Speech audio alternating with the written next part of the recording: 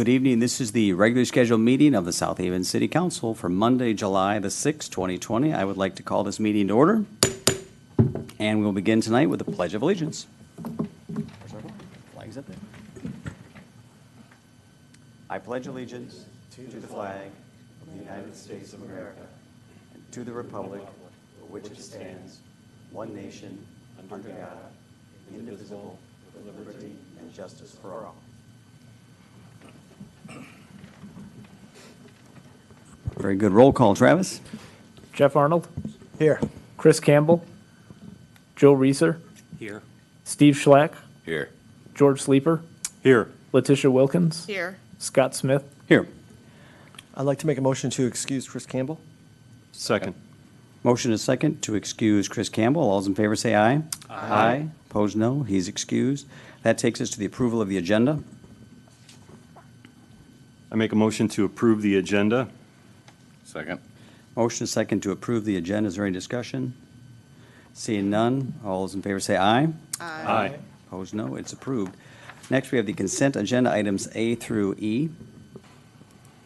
Make a motion to approve consent agenda items A through E. I'll second. Motion is second. Is there any discussion? Seeing none, this is a roll call vote. Arnold, Yes. Reeser, Yes. Schlack, Yes. Sleeper, Yes. Wilkins, Yes. Smith. Yes. And before we go on to new business, we have Gail Patterson on the phone, our county commissioner, to give us an update. If we can patch her through, please. Gail, you're on the line with the council. Okay, hello, this is Gail Patterson Gladney from the Van Buren County Commission, and I just have a couple items that I'd like to share. First of all, elected official salaries. County commissioners are required to establish the salaries for elected officials prior to the time they take office. After collecting information about the same positions in counties with similar population sizes, taxable values, and proximity to Van Buren County, and determining the average pay for the studied counties, the commissioners, we established the salaries beginning on January 1st, 2021. I have the list of the elected officials, and Mayor, did you want to hear that, or should I just send that to you in case you want to publish that later? I guess whatever. Do you have a whole large list or just a couple? I guess whatever you'd prefer. Oh, okay. Well, I will share with the public in case they would like to know. Well, the county clerk is the established salary will be $75,825. Drain commissioner, $71,790. Prosecuting attorney, $119,255. Register of deeds, $72,543. The sheriff, $100,536, and the treasurer, $76,105. The next item is the Sheriff Department Township contract. Keeler and Hartford Townships each revised their contracted services with the Sheriff's Department, and each added 20 hours of service. So each now has 60 hours of contracted services with the department. And then the last item is just a reminder. I mentioned this before, but once again, this year, Van Buren County honorably discharged veterans and their spouses can receive dental and health care at the Van Buren Cass Health Department. And I just wanted to remind the public about that. If they have questions, they can call the health department in Hartford. That telephone number is 1-800-210-1921, and they will press 0 for the operator.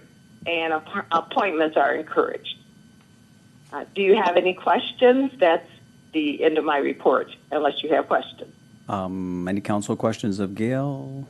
A lot of head nodding. Gail, I think we're all set. We appreciate the update. Oh, you're welcome. Thank you. Thank you. Goodbye. Which takes us now to new business. City Council will be asked to consider the following special event applications. First, we have special event 2020-15, which is the Makers Market 2020, a craft fair to be held in Stanley Johnson Park from 9 a.m. until 3 p.m. every Saturday in July, August, and September.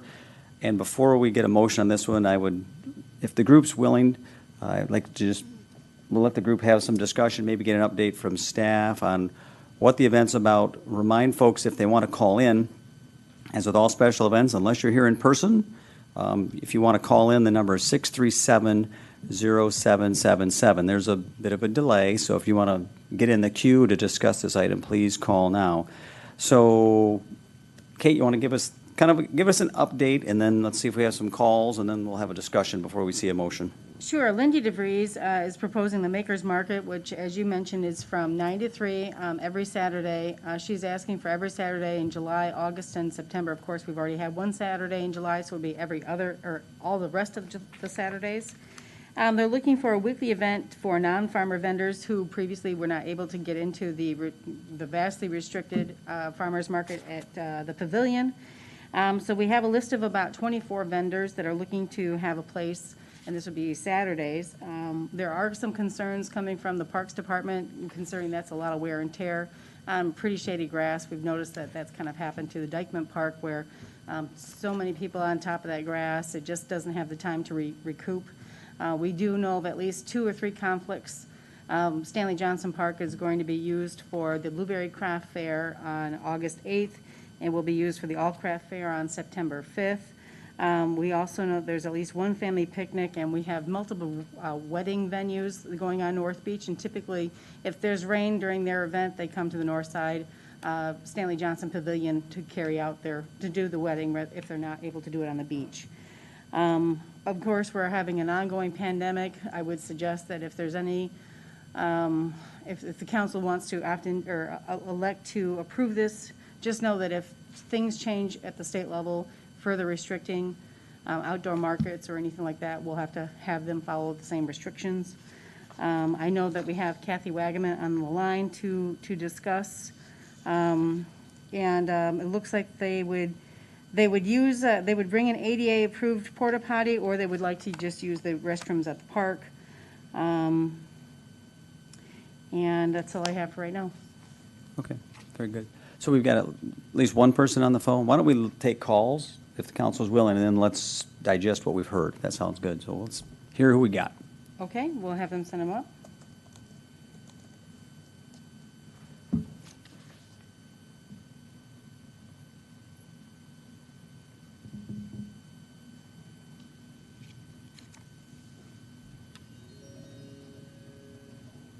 Caller, you're on with the city council. Please state your name and address, and then you'll have 5 minutes to address the council. When you're done, just state that you're done with your comment. Thank you. This is Kathy Wagaman, Executive Director of the South Haven Area Chamber of Commerce, 1319 West Street, South Haven.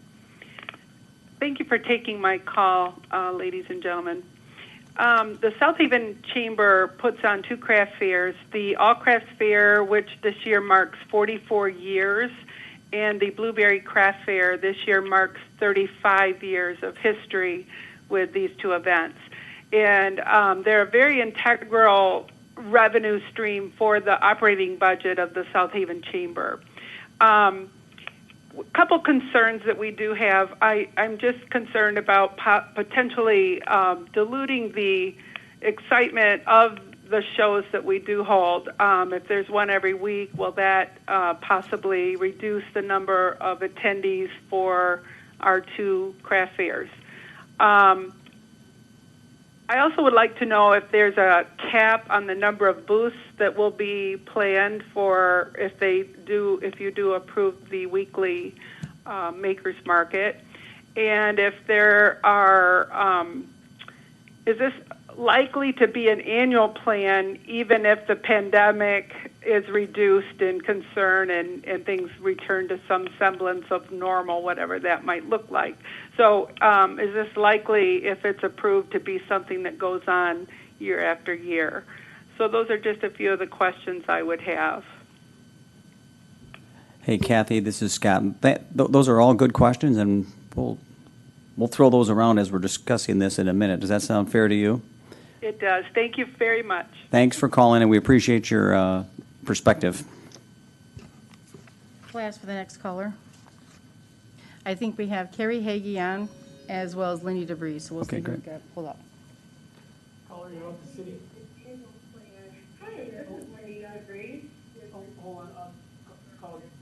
can you turn the volume down on your computer or your TV? Yes, Okay. there we go. And then if you just state your name and your address, and then you'll have 5 minutes to address the council, and when you're done, just state that you're finished with the comment. Okay, thank you. Okay, you can go ahead. Okay. Now? Yep. Hi. Hi, members of the City Council. My name is Lindy DeVries. My address is 710 Sunset in South Haven, Michigan. I'm a local business owner. I own Michigan Local Market, and my family has owned Little Oscar's Green Prints for over 30 years, almost 40.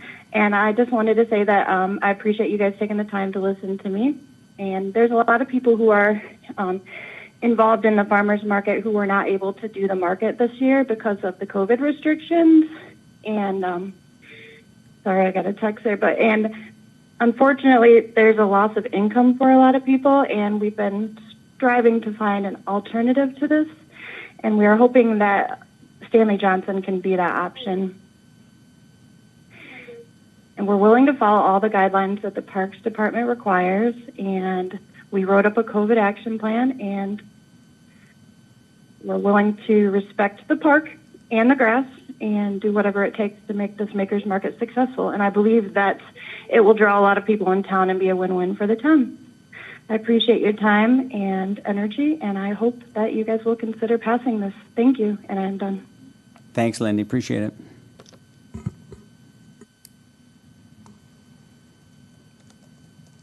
We'll take the next caller. Caller, you're on City Council. Please state your name, and then you'll have 5 minutes. When you've finished, just state that you're done with your comment. Okay, thank you. My name is Carrie Hagee. I'm the director of the South Haven Center for the Arts. And I just wanted to echo some of the concerns that Kathy Wagaman had. We also have a fair in the park that is a part of our revenue stream, a very important part, and we are already missing out on that this year. It would have been our 62nd year having that fair in the park. We did cancel it due to COVID-19, and I just had some of the same concerns about, wear and tear on the park and how that might affect our ability to have our fair and have the same profitable fair we've been having for 62 years that keeps our mission alive. So I really thank you for your time and listening to my comments. And that is done. Thank you for your comments. Appreciate it.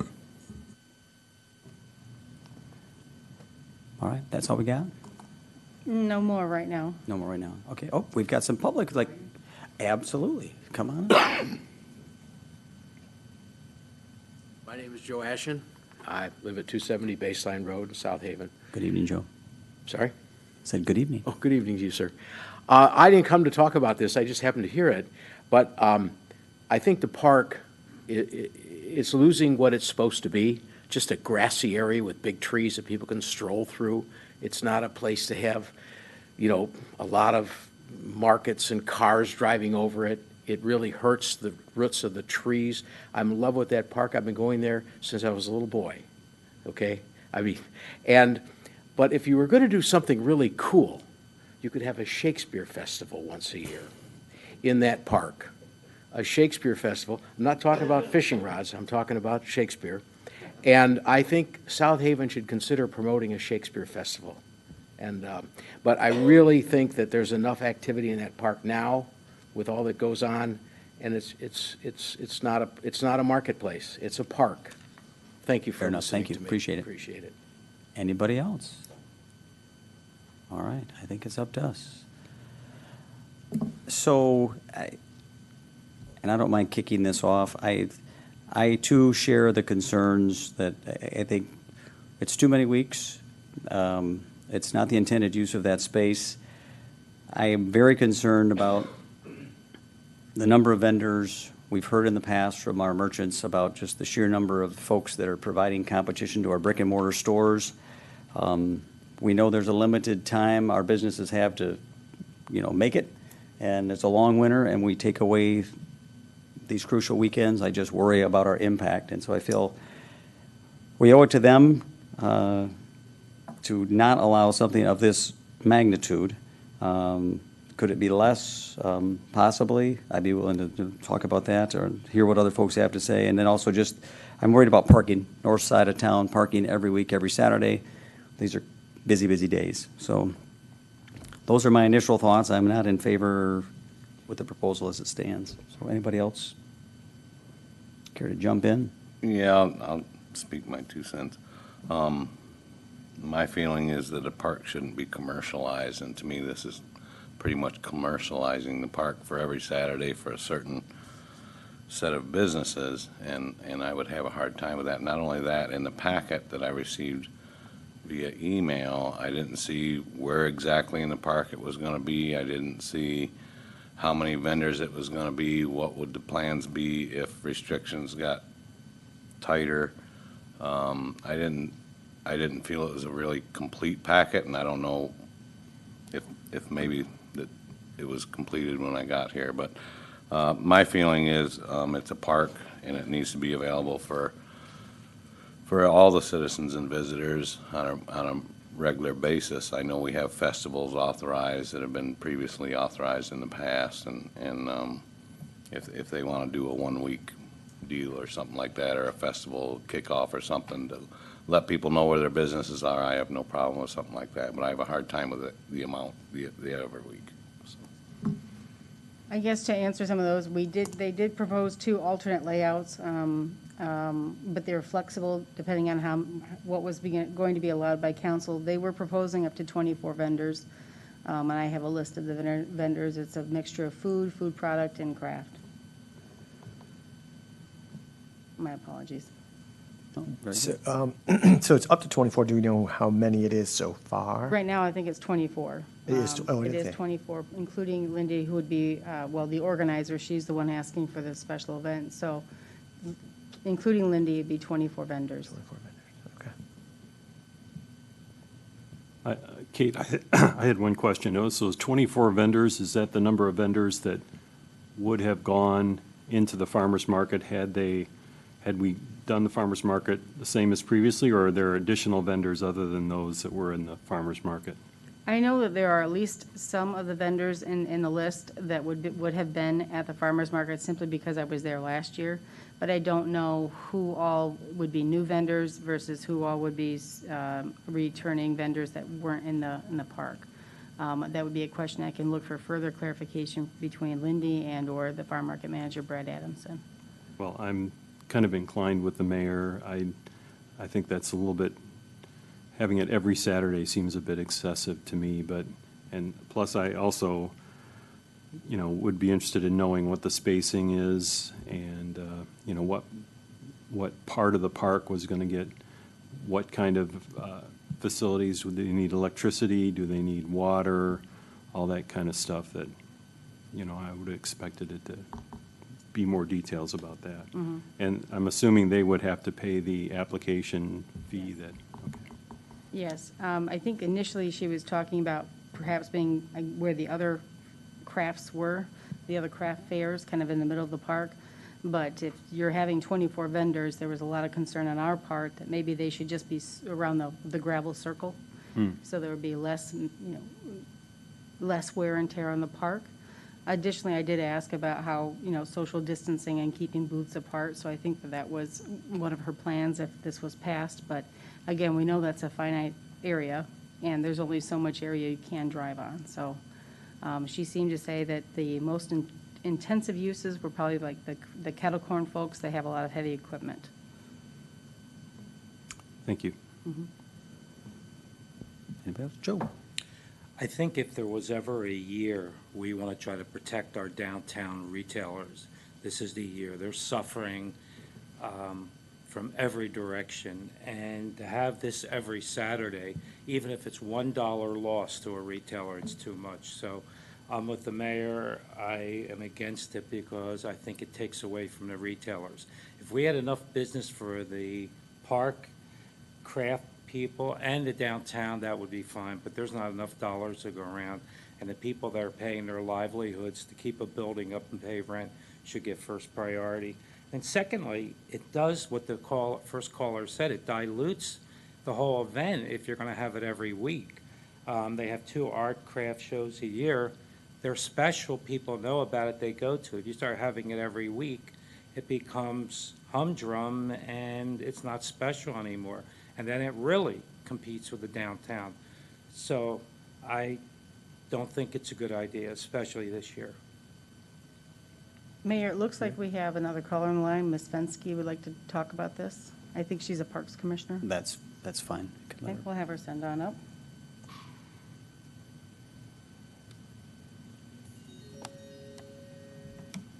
Caller, you're on the city council. Please state your name and your address, and then you'll have 5 minutes. And when you finish, just state that you're done with your comment. All right. Good evening. This is Sandy Fensky, 2 Pine Street. The reason I'm calling is because I'm wondering, has anyone thought about perhaps giving some of the parking spaces in Huron, in the Huron Street parking lot, to the folks who need this for their booths? And then my other thought is, as a Parks Commissioner, I don't believe this has been brought before us. And it was years back when there was consideration for doing weddings and so forth. And so now that this has been discussed with us, and it seems like that should go before the parks. But that's just my thought, and perhaps we should give them some space in the Huron Street parking lot. Thank you very much. Thanks, and I Sandy. will sign off now. Thank you. All right. Any other comments? I think we've kind of Yeah, I talked it out. Go ahead. I was going to say, I share a lot of the concerns that have already been expressed, and just kind of want to piggyback on what Joe said, that I was kind of shocked at 24. That's a lot of vendors to me, and then when you mention food, well, then that's taking away from all of our restaurants, and you know, if it was a T-shirt vendor, they'd be taking away from Chris Campbell, who has a business downtown that pays taxes, that donates to the football team or the swim team when they come, the Little League comes, and while these makers might be those same kinds of people, that they just don't have that kind of tie to our downtown, and we need to protect our downtown right now. All of our merchants, not just downtown, but all of our local businesses. Yeah. So yeah, I'm not real excited about it. Smaller size, maybe, cut it in half, better location. It's too much wear and tear in the park. Yeah. Very good. All right. I would tend to agree. Good comments, everybody. I guess that we have, would you like anyone care to make a motion on it, just as it stands, as far as up or down? Or do nothing, it just falls off? Well, if no one provides a motion, No then motion, it dies. then it would die. Let's leave it alone. Anybody care to do? Otherwise, we'll move on. We're moving on. Item B, Special Event 2020-17 is the Bobby Walker Basketball Tournament 2020, which is an annual basketball tournament held in the Elkenberg Park. This will be from 8 a.m. to approximately 7 p.m. on August 6th through the 9th, 2020. I'll make a motion to approve the Special Event 2020-17 Bobby Walker Basketball Tournament. Second? All right, we have a motion, a second to approve this event. Kate, anything new this year? Or is Bobby on the phone? He probably knows, we know what it's about, so. It's an annual event. I don't believe Mr. Bobby Walker will be calling in. He might. So again, an annual event. This has been routine for us. Typically, this happens during the Blueberry Festival, which will be very slimmed down this year. Just note that it starts early so they can get their practice in, because I know a lot of people like to use the park. Also know that there's the Community Leadership Awards that Friday, August 7th at 5 p.m. That's always a very good program put on by Bobby Walker and the folks from Entergy. All right, 6370777, if you'd like to make a comment. Anyone that's sitting out here want to talk about Bobby's tournament? Nobody. It's a great event. It is. It's fantastic. Bobby does a great job. I know the school's been getting some guidelines about athletics. Kate, is he, I'm sure he's taking every precaution. He always. Taking every precaution. Yeah, And if things change before then, we'll obviously be Okay. in lockstep, and we'll have to further evaluate if they're going to continue. So Okay. we'll just keep on top of it. And I know as some of the high school athletics are beginning, that the coaches are taking temperatures, and if the kid's not feeling well or not looking well, they send them home, and I'm sure Bobby will take all those same precautions. He's real good about protecting kids. Yep, he'll have his COVID action plan, Yeah, as well good. as I believe he's already turned in his certificate of insurance, so. Okay. Okay. Excellent. All right. Anybody on the phone? Oh, Just in time. Call your council, please state your name and your address, and then you have 5 minutes, and when you're done, just state that you're finished. So, this is Gail Patterson Gladney, and I'm a great supporter of the Bobby Walker tournament. I was calling in to find out about the precautions for the event. I know in the past there were quite a few participants, and I'm just concerned about the health of the participants. Is there anyone to answer a question about that? Especially with COVID out there. I know I missed part of what the city manager was saying, that depending on, I guess, what the COVID statistics are, if there may be a change in the plans for the tournament. And that's all I just wanted to find out about and I was concerned about the safety of all the people who will be coming. And I'm finished with my comment. Thank you. Thanks, Gail. Like I said, Bobby Walker will have his COVID-19 action plan. We'll keep making sure that that is up to date and correct with as we go forward, because we're still about a month out. And then additionally, we can make sure that, that he has all the things that he needs to do that program. I know that everything's to be changing quite honestly. So we'll stay on top of that. As for our numbers here in this county, we seem to be staying steady. They do not break down the COVID-19 numbers for the city of South Haven with the rest of Van Buren County. I did recently share that we're pretty much holding steady with some new cases, but we're not hearing where the cases are coming from. But we're still in a medium risk, whereas Kent County is a medium high, and then of course the Lansing area is much higher because of the recent outbreaks that happen at bars there. So we're staying pretty steady here in the city, or in the county of Van Buren. Very good, thank you. All right, so we're talking Bobby Walker's tournament. Any other city council comments? Steve? Yeah, I was just wondering, does the city manager have the authority to cancel the tournament at the last minute if there are changes? Let's say he doesn't come up with a plan, or let's just for kicks say the insurance company calls and said he just canceled his insurance. City manager has the authority to cancel that at the last minute if necessary, correct? Yeah.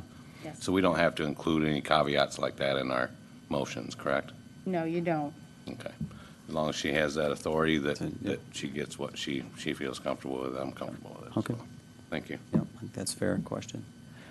Yeah, I mean, it's a great event. It's a strange year with COVID, so I guess we'll just play it by ear and we'll do the best we can. Bobby's a very wonderful man, very reasonable, and I'm sure he will be fully on board with whatever needs to happen. If there's no other discussion, we have a motion and a second to approve special event 2020-17. All those in favor say aye. Aye.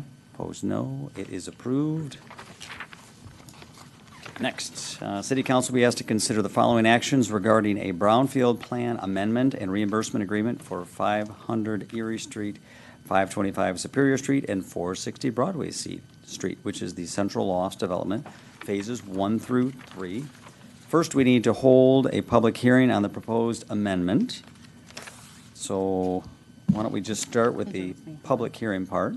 I'll make a motion to open the public hearing. Second?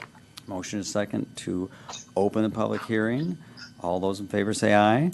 Aye. Opposed, no. It is open. All right, Kate, and then you got Nick on the phone. Who's going to kick this off and tell us what we're doing? Well, I have both Nick and Joe Augustinelli. Joe is our brownfield consultant. Joe, we're getting a lot of feedback from your line, just to let you know. So Joe works with Southwest Michigan First. He's been pretty integral in doing both of these brownfield plan extensions. Also, Nick has worked on the reimbursement agreement. Joe, if you want to give a quick update on the synopsis for Central Lofts and why we're here. Sure. Can you hear me okay? My Yes. feedback? You're good. All right. Yeah, so the Central Lost Brownfield Plan amendment is really tying up some loose ends as it relates to the projections that were made when the Brownfield Plan was originally adopted back in 2007. The plan assumed, didn't assume the unexpected economic conditions in the late 2000s, early 2010s, and the taxable value of the property just didn't increase at the rates that were originally anticipated in the plan.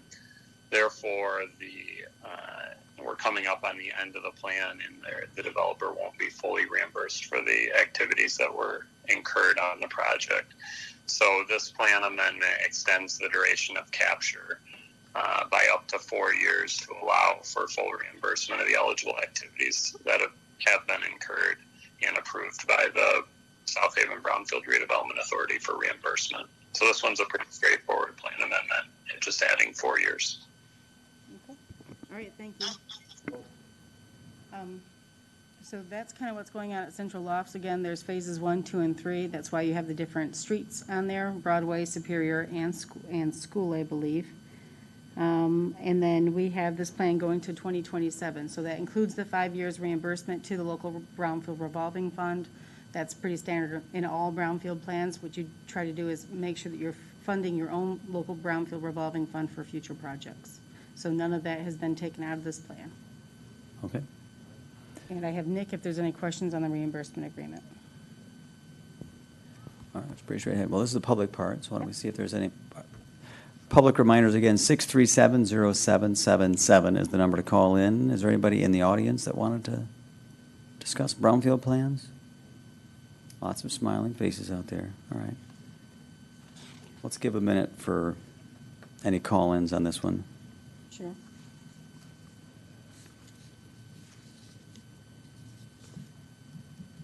And once we do that, we can close the public hearing and hear what council has to say.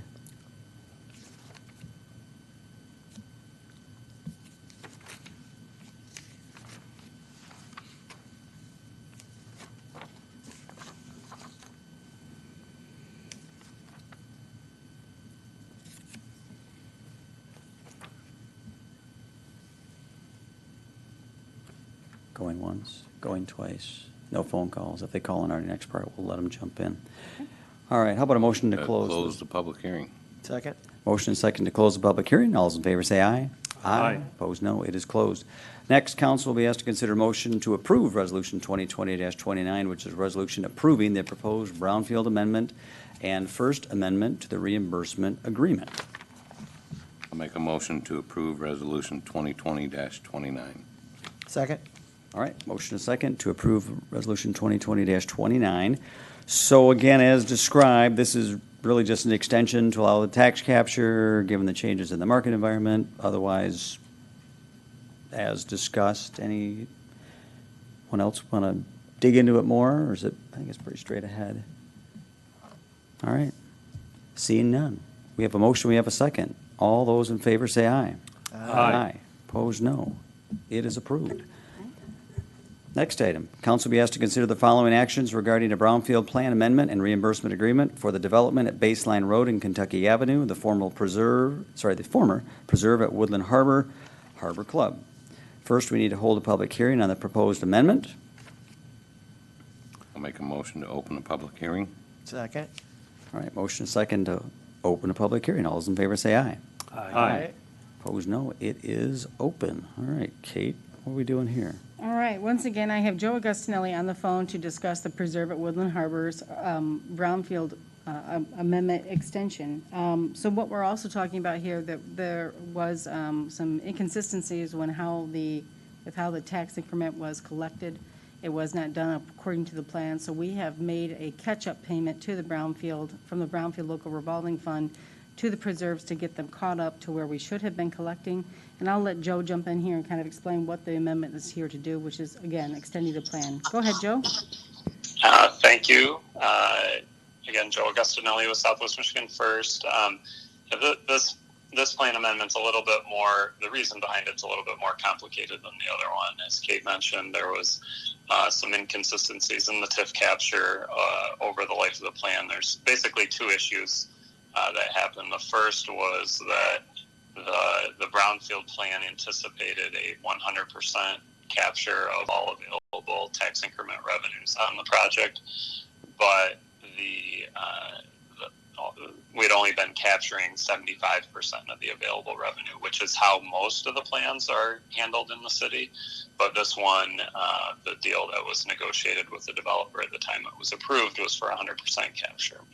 So that was the first issue. And the second issue was a portion of the site came out of the Downtown Development Authority. And when that happened, the millages that were captured by the DDA should have started being captured by the Brownfield Authority and were not. That happened more recently, I believe within the last year or two. So as Kate mentioned, a payment was made to the developer to essentially make them whole for what should have been captured and wasn't under their development agreement. And then what this Brownfield plan is doing is extending the duration of time, again, on the capture out to the maximum allowed under the statute, which is a full 30 years. Of that 30 years, it'll allow for up to 25 total years of reimbursement to the developer, and then reimburse the payment, the make whole payment that the authority made, and then allow for capture for up to 5 years to the local Brownfield revolving fund. Okay. How is this different? I mean, you said this is the 75 versus 100% capture. Is that the most significant difference? I mean, I heard the second one about the coming out of the DDA. That makes sense. But that 75 versus 100, is that part of the reason for the extension, to capture that other 25? Yeah, no. Oh, sorry if I didn't explain that well. That was the reason. The Brownfield plan assumes 100% capture, so we're not changing any of the capture percentages in here. Ultimately, there's a pretty significant time value of money loss here to the developer, because the whole life of the plan, the developer has been under reimbursed. And so in an effort to sort of make things right, there's an agreement to extend the number of years of capture allowed by the plan, because similar to the last project we discussed, the projections that were made at the time the plan was adopted didn't come to fruition due to the economic downturn that happened in the late 2000s, early 2010s. So this plan also is extending the duration of capture to allow more time to fully reimburse all the eligible activities incurred on the project. Okay. And it doesn't go past the 30-year statutory, and still allows for 5 years of capture to the Brownfield Local Revolving Fund. Okay. Got it. Well, I guess we're at the public hearing part, so why don't we hear from the public? If that sounds good to everybody. And just a reminder, 6370777. I think we've got at least one person who's here that wants to speak to it. We'll check and see here. So anybody from the public like to speak on this item? Nobody yet? All right. Well, we'll wait for a phone call. How's that sound?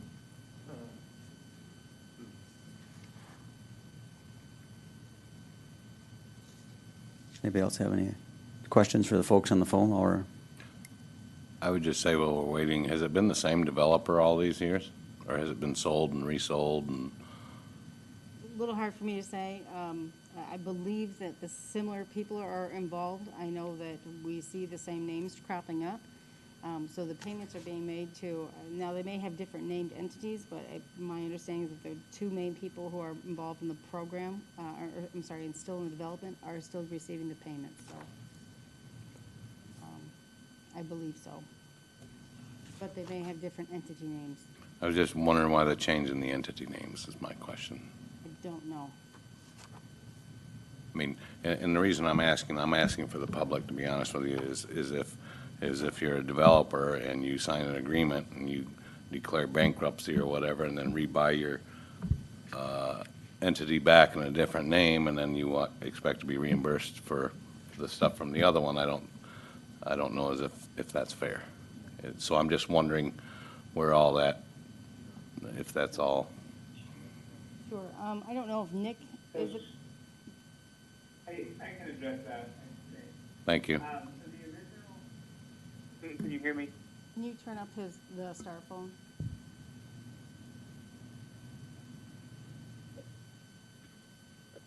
Hello, can you hear me? Yep, go ahead, Dick. Okay. So this is explained a little bit in the recitals to the agreement. The original agreement had a clause in it that made it assignable, and the developer went through the steps to assign the agreement from one entity to another. I believe it was essentially the same principles involved in both entities, but that was done several years ago. This agreement just acknowledges that it has been done already. The city has documentation of that assignment being made. I believe it was 5 or 6 years ago. And so the payments that are being made are not changing through this agreement, where they'll continue to be paying the same people that the city's been paying for a number of years. Good enough, thank you. Very good. No calls, correct? So let's close that public hearing. I'll make a motion to close the public hearing. Second? Motion second to close public hearing. All those in favor say aye. Aye. Opposed, no. It is closed. Next, we will consider a motion to approve Resolution 2020-30, a resolution approving the proposed Brownfield Amendment and First Amendment to the reimbursement agreement.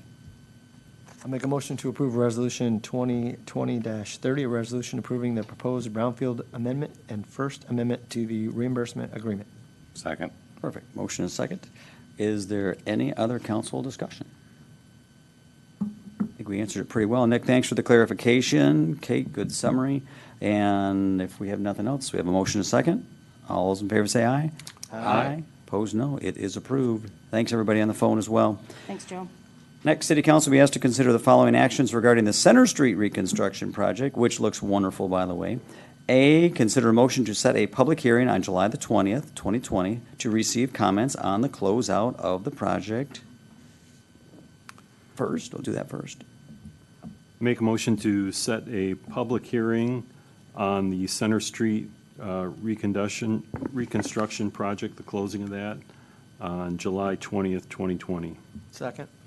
All right, we have a motion and a second. Again, public 637-0777. If you want to make a comment. Kate, just want to tell us what we're doing. We're going to close it out. Just to close out hearing, making sure that we hit all the punch list items, also get any comments. That's pretty standard with the CBDG program, so. Okay, wonderful. The street looks fantastic. Anybody out here in our audience want to discuss Center Street? How good it looks?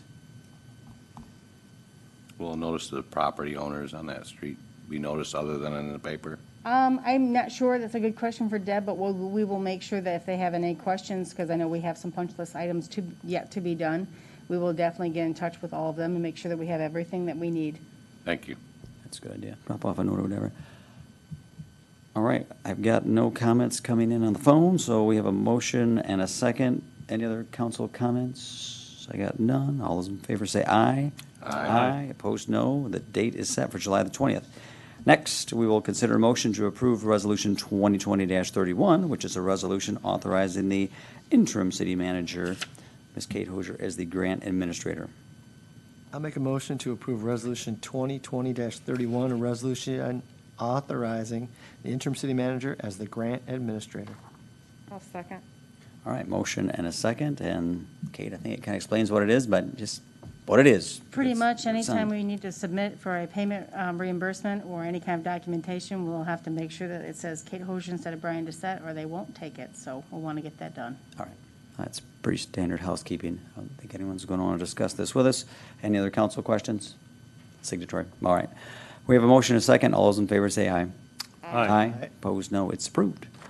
Next, council will be asked to consider the following actions regarding the Michigan Department of Natural Resources Waterways Infrastructure Grant in the amount of $1,535,799 for the North Side Marina Emergency Repair Project, Phases 1 and 2.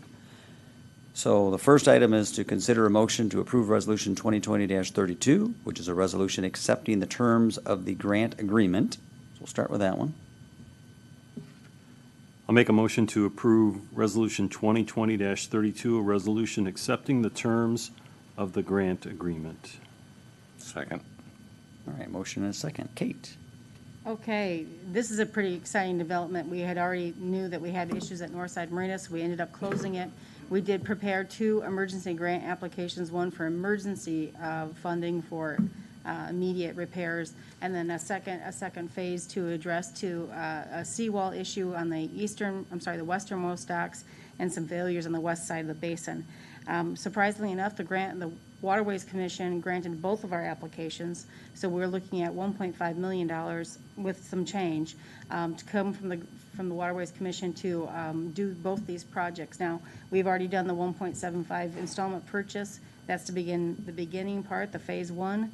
I've already been in contact with Midwest as well as Edgewater Engineering to roll in phase two and see if we can get that done at the same time, because really the stuff in phase two, we weren't sure if we were going to have the money to do that. That would be the seawall where it's failing on the westernmost dock, where we actually have a lift station, and all of that's pretty much has been undermined.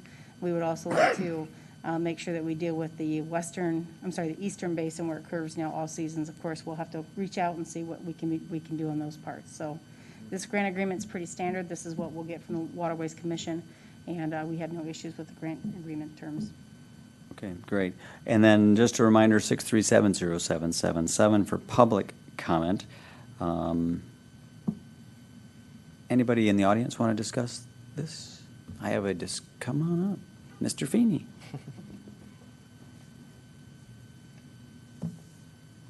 Tom Feeney, 516 Phoenix Street. We are also boat owners and have a slip on the north side and have had for 28 years. This would have been our 29th season. Is there a timeline for the project, and are there some details that can be accessed publicly? The timeline is we've already started some removals. We have it barricaded off. I know that some people are hoping to use that, but because of the exposure of utilities and the way it's tore up, it's best that public not walk around those docks. We are hoping to have it ready for next season. We are kind of hoping to see if we can open at any point of this year. But again, we're at the subject of lead times for electric equipment that has already been pushed back because of COVID. So we're looking at 8 to 12-week lead time on the electric panels to pedestals. So. Right, yeah. Is there any public information, any detail on what is being done on the project? You mean what we applied for in the grant? A plan? Yeah, it's all online. It's actually part of this packet. Okay. Yep. Great, thank you. Thanks for coming. Appreciate it. No phone calls at this time. No other comments out in the public. Council comments. This is great news, by the way. Just so. This is excellent news, yes. Yeah. So, and again, this is that early planning, a lot of the work the staff did, preparing those reports, quantifying. We said early, quantify, so we can let people be fully aware of what the impact has had on our community. Mhm. And as a result, you don't get unless you ask, so we've been asking. So I think it's Right. important for the public to be aware. There's a lot of work on the part of staff, kind of putting this together and, getting the ask out there, which is great. Any other comments?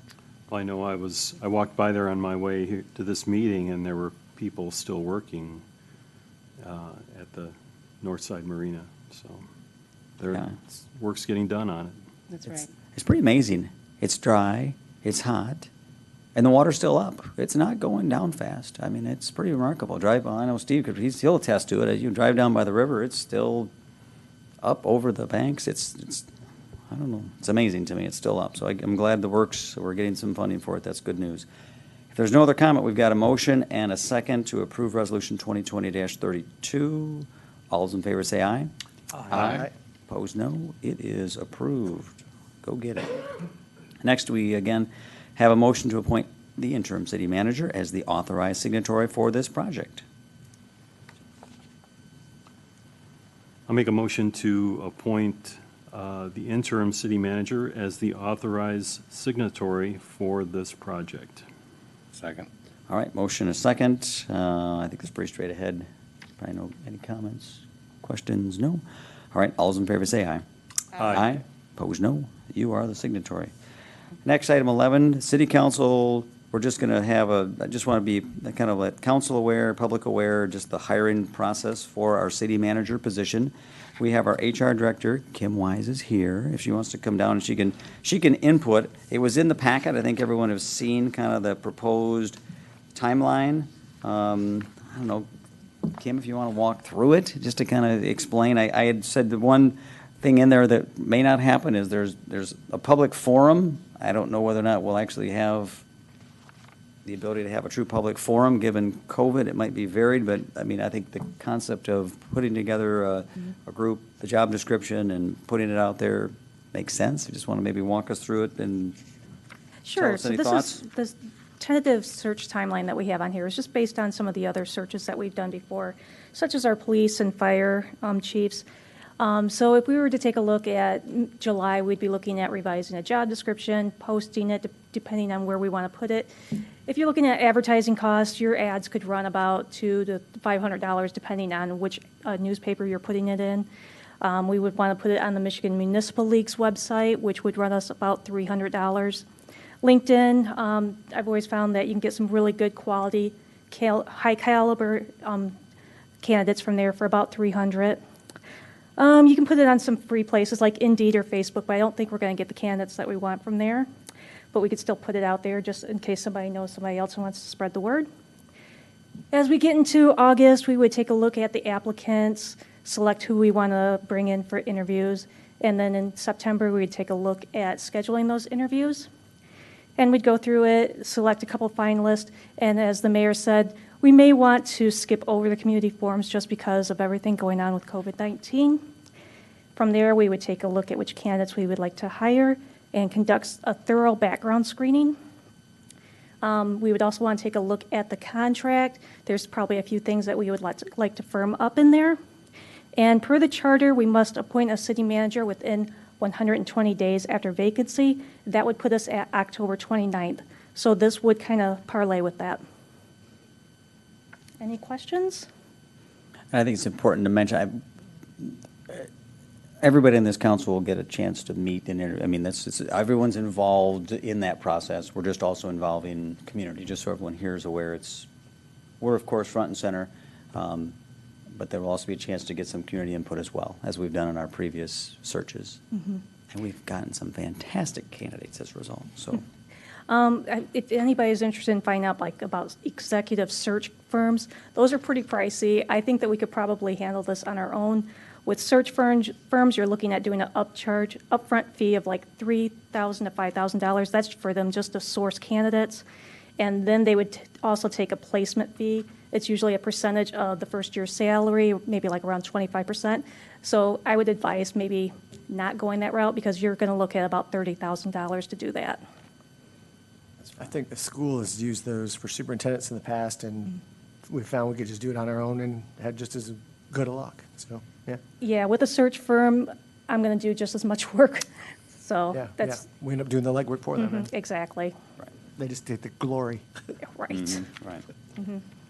So if that seems fair, that we don't really need an action on this one per se, it's just more of I just introduce it to everybody, make sure we're clear and let the public know that. Mr. Mayor? Yes, sir. I think we have another option available to us as well. And I'm of the opinion that with the COVID and everything else that's going on, maybe right now may not be the best time to find the perfect candidate. Depending, I mean, and I'm glad we're somewhat agreeing, I guess, that we're not going to hire a firm, and I think we're all perfectly capable of doing that. But one option we could do, I would think, is offer her, the interim city manager, a one-year contract and revisit this in 12 or in 11 months. I think she's fully capable of performing her duties. She's been assistant city manager for I think, like 5 years.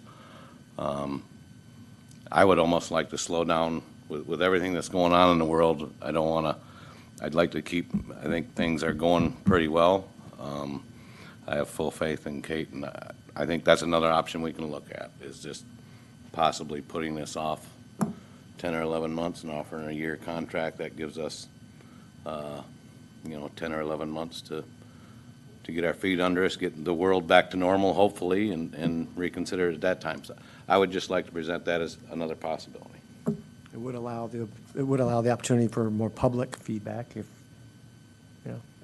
Right now, we're under the gun for 120 days. I don't think we all need any more pressure with what's going on in the world today. That's just my opinion. I think that's a great idea. I agree with Steve. I think that's a great option. I was thinking along those lines, but the only concern I have is then getting the assistant city manager position filled, then I would see that would be delayed then because, you'd have you're delaying the filling of the city manager, but then whoever is the city manager then has another vacancy that we're going to have to deal with for even a longer period of time then. You're saying we're just kind of kicking the can down the road. We're, fixing one problem but creating another. Yeah, I guess, and that would, I would tend to agree with that, and I feel like this is a pretty aggressive timeline. This is pretty quick. And I think in all fairness, and the good news is our assistant city manager is interested in the job. I'm very excited about that, and she will be a candidate in this process. So I feel we could pretty expeditiously get through this and get to an end. And the other question I had was, I guess, obviously there was a negotiation that took place between Brian and yourself and Kate. She's still here, so evidently those negotiations went well. I was wondering when council was going to be available to see the results of that negotiation. Really, anytime. I don't know if you want to share. Actually, it was Brian and Kim negotiated with me. I think that would happen in June. I could 1. provide that. I was there. I could provide that letter. Mhm. Thank you. Yeah. Yep, we were all there, so. I just had one more question. So you were talking about the background check. How does that take place? And do we do that internally, or do we involve other Currently, agencies? we do the majority of our background checks internally. There is a local company, if we wanted to go to a larger, national search of criminal background, we could work with them. They've reached out to us a couple times about wanting to work with us. For a position of this caliber, I would want to go an extended background.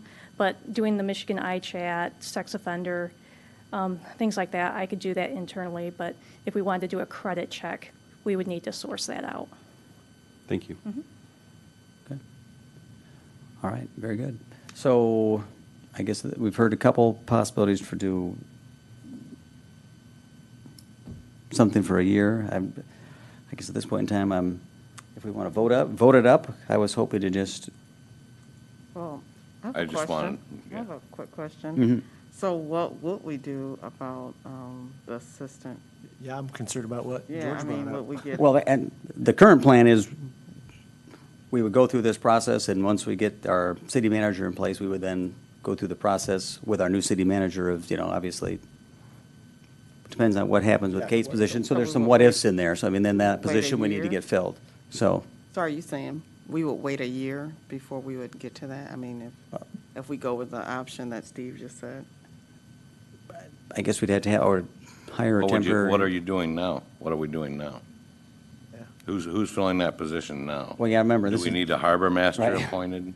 Kate, Well, yeah, right- Kate- Right. Kate's doing the work of two Well, people. right now, I haven't appointed a harbor master, but I have made Bill the staff liaison. I've had other people take over the staff boards that I have been looking at, or that I've been taking after. We are having Brad Cordoba take on planning and zoning, but we also have posted for the zoning administrator position, which is kind of longstanding. We were hoping to do that anyway. Right now, they're kind of in a holding pattern, just waiting to see what's going to happen, yes. So luckily, the harbor's a little less busy this year. Right, exactly. So I guess I would still be a fan of, I guess, going through a traditional process and trying to get to this. I'm okay with that. I just Expeditiously. wanted to present that there was another It's- possible option if we wanted to look at that, so. And I would carry agree, on. she's wonderfully capable. So if there, I guess, Joe, go ahead.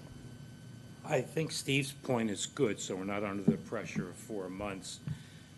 But at the same time, if we let Kim start looking now, and let's say for some reason, because of the virus, maybe there's a lot of people out there trying to get a job because they've lost jobs or their job's tenuous.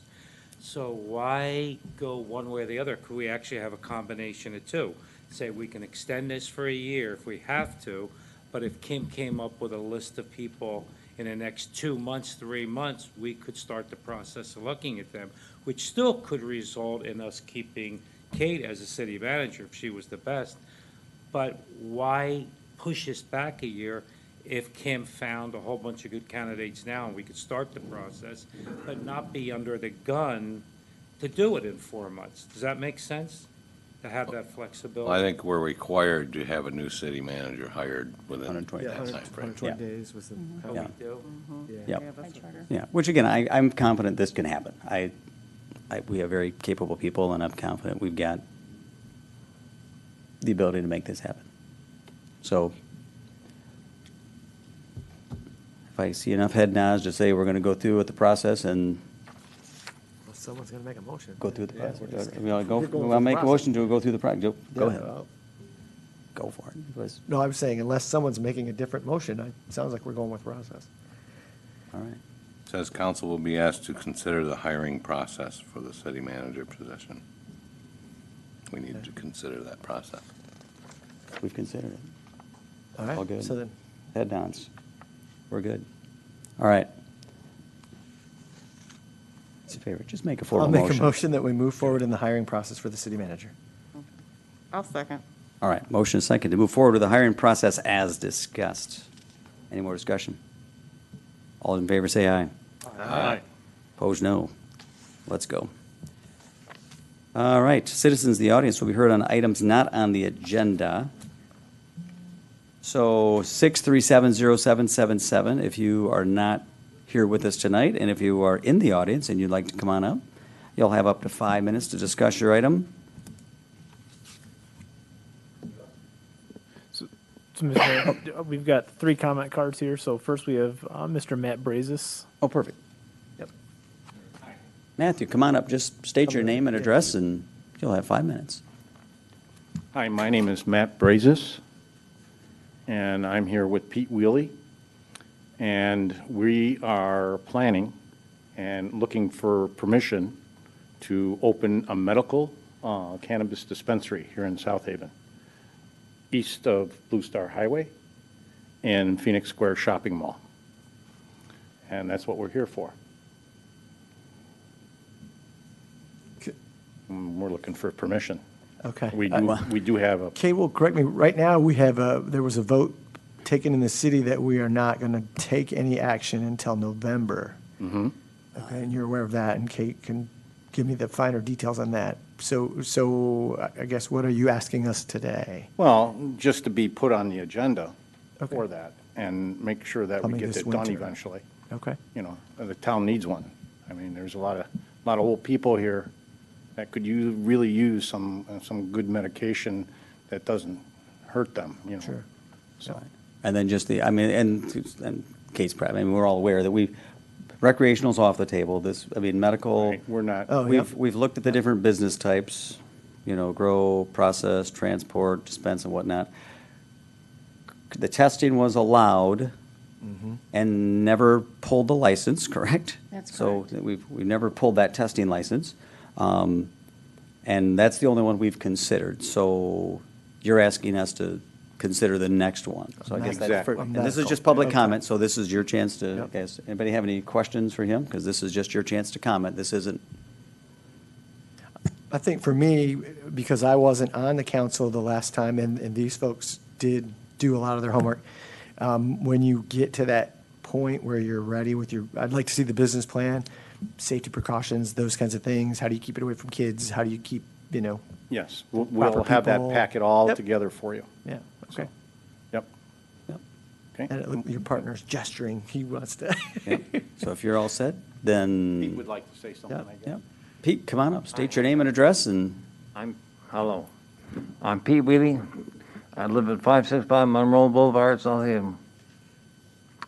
My partner, Matt Brazis, just commented on the need of medical cannabis dispensary.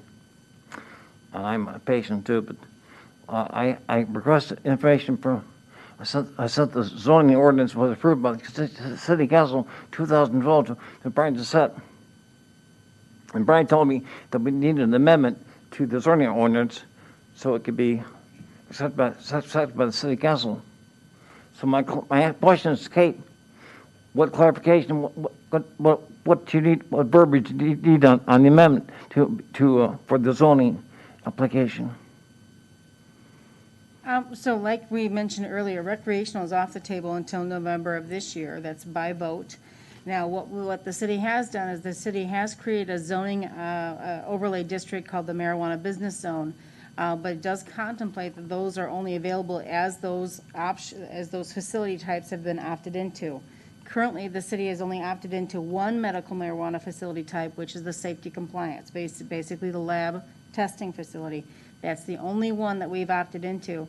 Should the city council want to consider opting into any other medical marijuana facility type, it would probably want to have that on the agenda and then probably send it to the planning commission to do a further deep dive to see if there's any other conditions or any other things that they'd like to see somewhat similar to what we did with the safety compliance. Is it to be special land uses? There's so many numbers of facility types and the number of regulations that we did for the safety compliance aspect. So, like I said, those are the regulations. We do have a zoning ordinance that allows for a marijuana business overlay zone, but you have to opt into the individual medical marijuana facility types.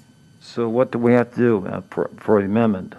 Well, the city council would have to say that that's one thing they'd like to discuss. I would note that that's not in the priorities that they did earlier this year. That's Okay. not on their content. They did not contemplate working on that. Okay. But if the city council did want to look at possibly opting in, I would suggest sending it to the planning commission to fully flesh it out, but to give them some kind of idea if the council is even interested in opting into any other facility types, and if there's any limits they'd like to put on opting in. We've been advised to put a petition together so we can put it on the ballot. Is it still time to do that for this year or next year?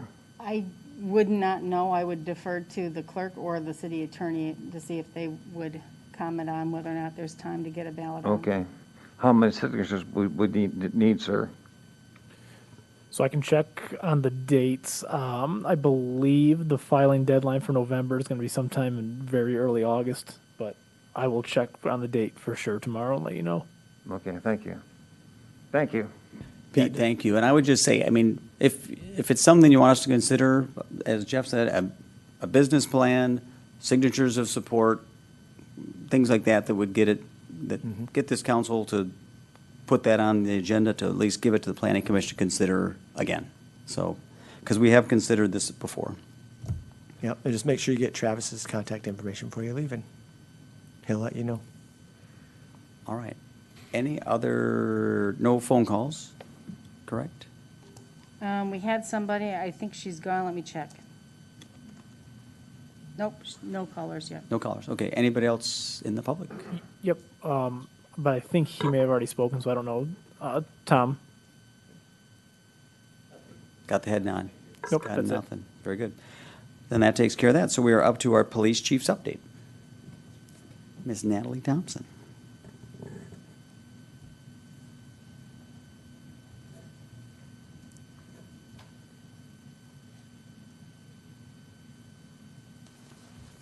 She looks much more rested after this Oh, July yeah. 4th weekend than normal. A no fireworks 4th, yeah. How'd we do? I'm going to have to take this off, otherwise you really won't be able to hear me. Now I can breathe.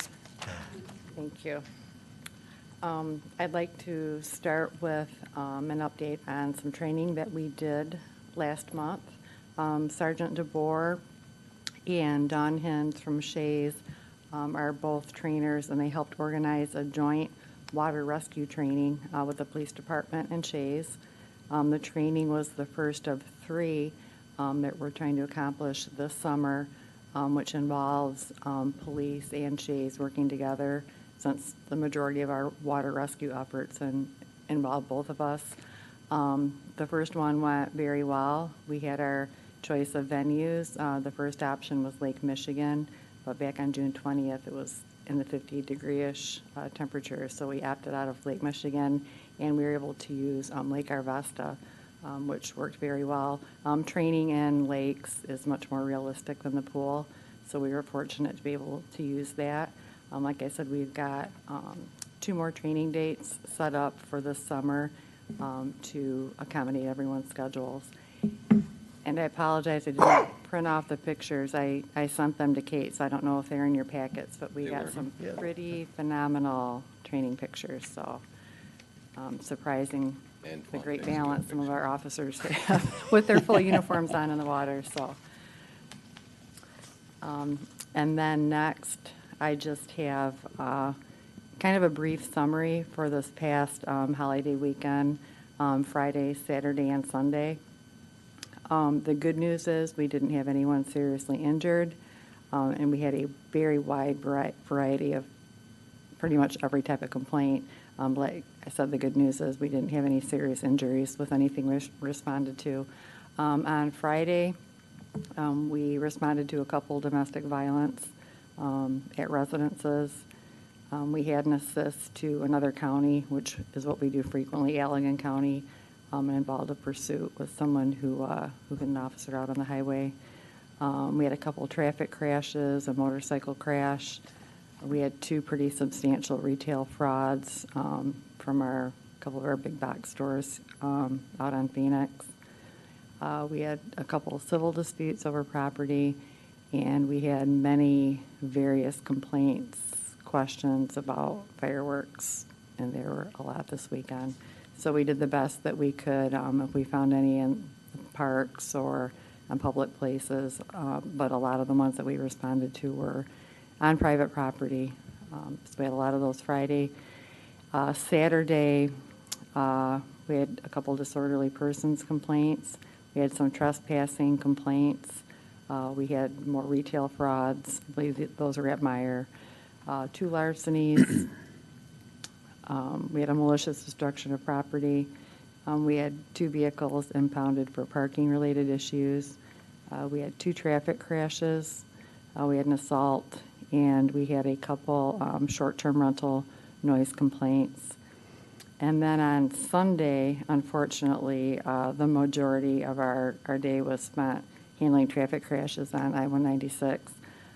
We had 5 of those from about 9 in the morning till 6 at night. And what happened, it was a combination of a lot of holiday traffic. There was some construction on I-196 near exit 18. And then the first 2 accidents we handled, we had to shut down part of the highway. So we were routing, if you saw a lot of traffic in town, everyone off, and it was clogging up Blue Star. So it was a lot. Really luckily, there were no serious injuries. A couple people went to the hospital. But I know the cause of at least 3 of those were people not paying attention to what's ahead of them and following too close. We had 1 vehicle get hit by a car that didn't realize traffic was at a standstill and hit another car doing about 80. So it was really a miracle that nobody got hurt. But Sunday, you probably didn't see a lot of the officers around the beaches. I mean, we were literally on the highway all day. But luckily, no one was killed. So that was our hodgepodge of a weekend, a little bit of everything. Thank you for everything you folks do. Any other comments, questions? Thank you. Appreciate it. Joe. Just one question. We've all seen on the news lately about the spread of the virus where there's beaches, especially in Florida and a couple other places around the country. And one of the concerns is people clustering together, and the other one is not wearing a mask. Mm-hmm. How much latitude do you have? How much importance do you put on trying to keep people wearing a mask, or at least keeping distance in crowded places like downtown and the beach? And I am not suggesting make this a military state in this town. It just seems like at times good judgment would sure help a lot, and some people may need a little nudging to be more careful. So what's your position on that? Well, obviously, I totally agree with the serious health consequences. But when you get large groups of people in outdoor venues, July 4th weekend in South Haven, there's just a lot of people. And we can tell people that they should social distance, and I'm talking particularly outdoors. Masks are not required outdoors if you can maintain social distancing. But when you can't, we can maybe recommend, but my view on this at this point is some personal responsibility. If you looked at our North Beach on Saturday, you know, we had 3 officers working. You know, like logistically, I don't know how, you know, what do you do? Pick out a certain group and say, okay, you leave, or who got here first? So I understand when there's a lot of people, and I had a lot of questions this weekend, but for the social distancing outside, I'm viewing that as people need to take responsibility for themselves, and there really isn't an enforcement action. I think there's a little bit confusion. We can't arrest or write a ticket for people not social distancing. We can certainly talk to them. And, you know, the masks, we get a lot of calls from some of the bigger stores that people want to come in without a mask. And again, the store can prohibit, a business can prohibit someone from going inside of their store without a mask. If they don't want to put a mask on, the store has the right to have them, you know, not enter. So we've been called to a few of the businesses where someone wants to come in without a mask, and so then they'll call us and they'll leave once we arrive. But yeah, the social distancing is, you know, I had a lot of questions from this weekend, and you know, the city, we had discussed the possibility early on of maybe closing some of our public beaches. And, you know, there were pros and cons. I know Miami Beach, I think, closed prior to the holiday weekend, but we're really just following what the governor's, you know, order has stated, and all along it's allowed for outdoor recreation. So we decided to just keep following that. I don't know if that answers your question or not. Yeah, that's good. I just wanted to hear it from you. And I'll just say a last concern. I know that police, you know, we're supposed to be out there and our lives are in danger, and they are. But our police department on I say a small scale, but it's a percentage of our department has been affected by COVID. We had an officer lose a family member, and we've had an officer that was in quarantine. So we were actually 2 officers short this weekend. So when I think about the 3 officers I have on, you got a crowded beach, I'm thinking about the officer's safety too. So it's like if they could stay at a safe distance maybe, but it gets to the point where, yeah, you're supposed to social distance, but, you know, personal responsibility, I think, is the key at where we're at this point. And I think that's the spirit of the executive order. I mean, I know people would like us to be able to arrest everybody and write tickets, but it's not really logistically possible for us to do that. Well stated. And then that's just it. There's no law saying you have to have a mask outside. There never has been, and we keep saying it. We're following the governor's orders, so you hit it on the head. If we do that, we're doing everything we can do. So, well stated. Thank you. Good question. Have a wonderful evening. And we did okay for the 4th. We did a good job. Town was good, so that's great. All right, Kate, comments? Sure. Well, we have the splash pad opening up this Thursday. We have a 9 a.m. splash pad opening. We have had Community Foundation members commit to being there, and I know the mayor's planning on being there, and I don't know if any other people were going to be available for the splash pad opening, but Bring your bathing suit. We might turn the water on, right? We're gonna turn the water on. Steve's coming. Gonna get him in his suit. yeah, and so we're there with that, and then I really can't tell you how over the moon we are to have received the grant award for both phases 1 and 2 for the Northside Marina. That does That's take remarkable. a bit of pressure off and to get the project done. So we're very excited about that. We just continue to, still monitor what our responsibilities are with the pandemic, and we're going to continue keeping reduced hours 10 to 3 for the time being, and we'll just maintain our COVID action plan here for the city of South Haven. Okay.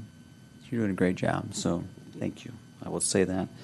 Any other questions of Kate or comments? Nothing. Good job. Thank you. We'll have to hold for that, Matt. All right, we have councilperson comments. I'll start to my right. Mr. Reeser. No comment.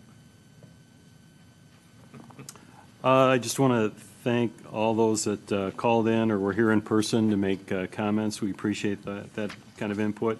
I also want to applaud the council for working with Human Resources to start filling the city manager position. The sooner we get some finalization in that area, I think it's going to be better off. And really like the Center Street redevelopment, that wall of flowers has become like a Kodak stop. It's a there stop. now. It is. So many It's so people true. taking pictures in front of there. It's really nice. That's right. Yeah. Got the nice purple flowers going on there. Like it. That's it. Thank you. Very well said. No comment. I'll make it quick. I just want to say in today's world, I can't imagine trying to hire a police officer or be a police officer. I would just like to reassure that I thank God every day of where I live and the town I live in and the police department we have, and I want them to know that this council person has their back 110%. That's it. Well stated. I will agree with you on that one. Tisha. No comment. All right, very good. Well, again, yeah, thanks everybody for, we're back in person for the first time. It's nice to be back in person. Just our thoughts and prayers go out to, we lost some folks here. Mr. George Wondergym, Bars Printing, passed away. Thoughts and prayers for Pastor Van Lent at the United Methodist Church. And then the Vanderzee family, be thinking of them. One of our three blondes, Megan, lost her husband, Matt.